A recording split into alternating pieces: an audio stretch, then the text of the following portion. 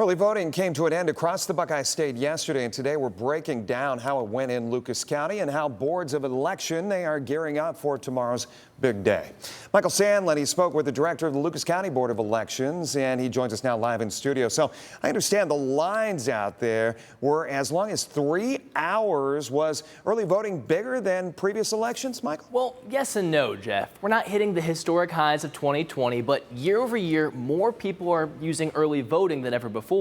The county's BOE director, Lavera Scott, says this means election day is turning more into election season, but she says preparing for the day itself is still critical. Besides the few stragglers who didn't get the memo that early voting is over, it was quiet at the Lucas County Board of Elections Monday morning.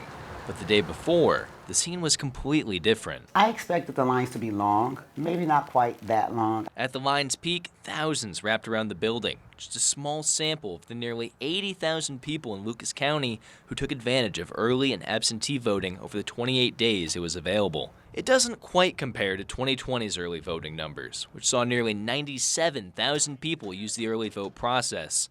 But that was during the pandemic, and Lucas County's BOE director, Lavera Scott, says this year still set a new milestone.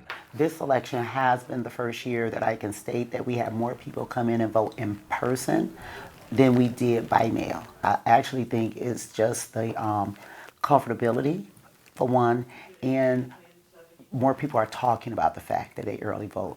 Also, candidates are pushing it. It's not just changing the way we handle elections in Lucas County. Ohio's Secretary of State, Frank LaRose, says it's the same way across the state, calling this year's early voting process a huge success. Well over 2.5 million people cast their ballot. That's well north of 30% of Ohio's registered voters. And Ohioans trust that it is a trustworthy process. But make no mistake, Scott and LaRose say November 5th, Election Day, is still the big event, and they've been preparing for it all year.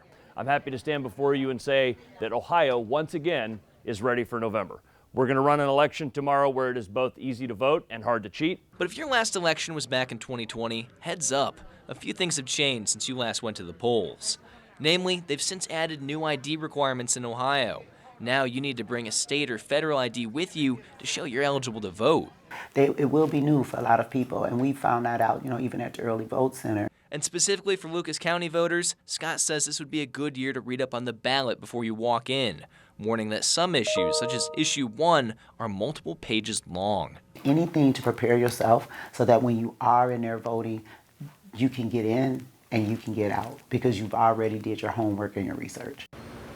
And just a reminder for tomorrow, Scott says as long as you're in line before the polls close, your vote will still be counted, even if it's after the official deadline.